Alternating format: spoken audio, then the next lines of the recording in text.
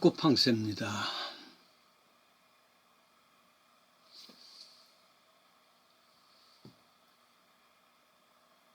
어떤 여행가 가사를 재밌게 읽었습니다.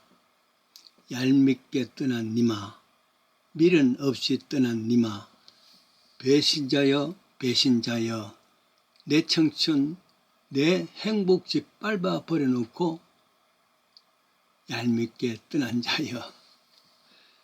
오래전입니다. 우리가 한국에 어릴 때 1960년도니까 도성이라는 사람이 그렇게 부른 노래죠. 나중에 요즘 인기 가수가 되는 임영웅 씨가 다시 또 부르기 시작했고, 그전에는 또 배우가 또 부르기도 했습니다. 얄밉다. 얼마나 큰 상처일까. 사랑이라고 나누었는데 그만 배신하고 떠나버렸단 말이죠. 미련 없이. 뒤통수 맞은 거예요. 배신갑입니다. 살 떨리는 미움이 생길 것 아니겠어요? 저는 40여 년 가까이 강대상에 썼습니다. 수많은 설교를 했습니다. 그런데 가만히 생각해 보면은 사랑에 대해서는 별로 안 한 것 같아요. 그래서 스스로 내가 나는 차가운 목회자구나 정의해 봅니다. 실제로 대부분의 목회자들이 강단에서 제일 많이 사용하는 제목 그리고 내용이 사랑입니다. 혹은 은혜입니다. 그런데 그렇게 사랑을 앞세우고 은혜를 앞세우는 교회에서 항상 배신자들, 뒤통수 치는 일들, 차라리 사랑합시다는 말 대신에 제목이 미워하지는 마십시다. 이런 제목으로 했으면 더 좋겠다 생각이 듭니다. 차라리 사랑 이야기 아니하다가 배신 때리면은 뭐 그럴 수 있겠다 생각할 수 있는데, 그렇도록 사랑과 은혜 이야기 해놓고 배신한다 그러면은 그 얼마나 마음 아플까. 이런 마음이죠. 죽기까지 내가 주님 사랑하겠습니다. 그 사랑을 이야기해놓고 예수님을 배반했던 제자들이 아니겠습니까? 며칠이 못 가서 말이죠. 뒤에서 욕하는 배신자입니다. 은혜라든지 사랑 이야기할 때 안드로 클렉스라는 사람의 목동이 이야기가 종종 나옵니다. 한 목동이가 있습니다. 어느 날 양을 돌보고 있는데 숲속에서 사자가 어슬렁어슬렁 나온단 말이죠. 큰일 났다. 이는 뭐라, 또 양을 잡아 먹으려 오는구나 하고는 막대기를 들고서 싸울 준비를 합니다. 근데 말이죠, 이 사자는 보통 때와 다릅니다. 어슬렁어슬렁 나오는데 얼굴이 괴로운 표정이란 말이죠. 무엇인가 도와달라는 그런 얼굴같이 보였습니다. 가만히 보니까 사실은 앞발을 잘 사용 못하고 쩔룩쩔룩 한단 말이죠. 그래서 이 목동이가 사자를 보았더니만은 앞발에 큰 가시로 인해서 걸음을 못 걷고 있단 말이죠. 목동이는 힘을 다해서 그 가시를 뽑아줍니다. 사자는 몇 번이고 고개를 숙이고 하던 숲으로 들어갔습니다. 오랜 세월이 흘렀습니다. 목동이는 불행하게도 다른 사람의 무고로 잡혀서 당시의 습관대로 원형 경기장에서 사자의 밥이 됩니다. 굶었던 사자는 이런 죄수들을 뼈까지 으스러지게 다 먹어버리죠. 목동이도 어쩔 수 없이 죽음을 각오하고 있습니다.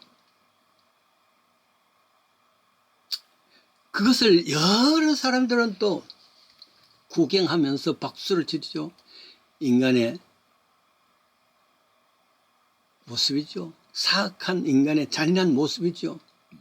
그런데 말이죠, 이 사자는 목동이를 보자마자 꼬리를 내리고 목동이 주위를 빙글빙글 돕니다. 배도 고프지 않을까? 그리고 목동이 옆에 가만히 앉습니다.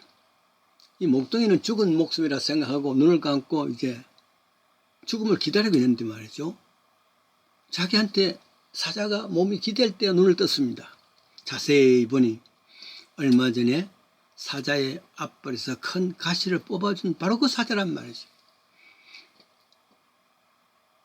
은혜를 얘기할 때 사자가 그렇게 배가 고파도 은혜를 베풀어준 사람의 은혜를 대신 갚은 이 내용입니다.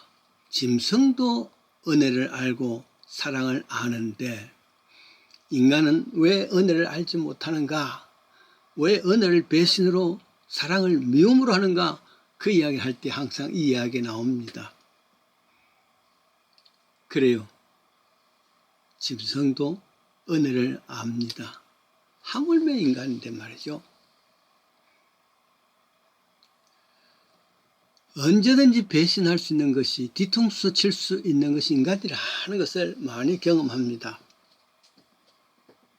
그렇다고 은혜를 이야기할 때 지구한 순수한 저 골고다 십자가까지 말하려는 것이 아닙니다. 십자가 은혜는 인간에게 너무 거룩한 모습이라서 차마 그 은혜를 몰라도,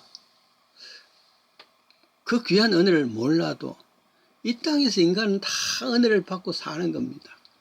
어려서 부모의 은혜, 스승의 은혜, 친구의 은혜, 주위의 사람들의 은혜, 교우들의 은혜, 그렇습니다. 십자가의 그 거룩한 은혜를 차지하고라도 그래요.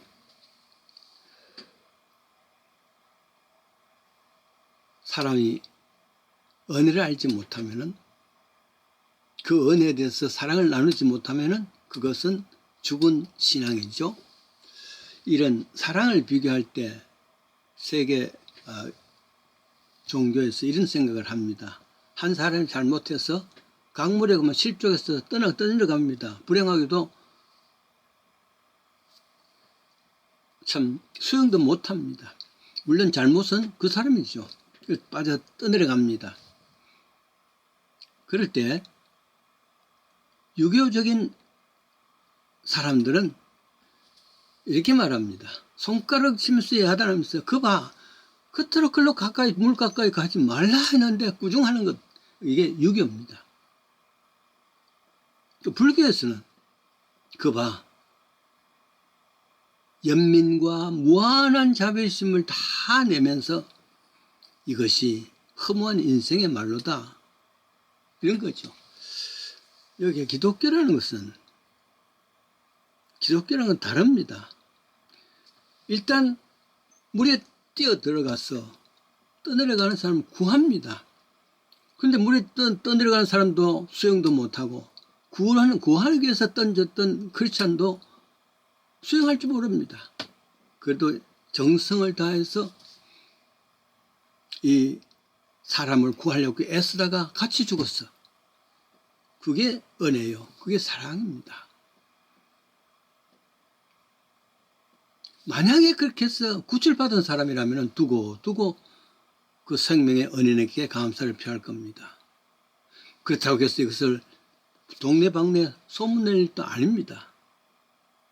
근데 만약에 그렇게 해서 구원받은 자가 구해준 사람들의 욕을 하고 뒤에서 비난한다면 그게 배신이란 말이죠.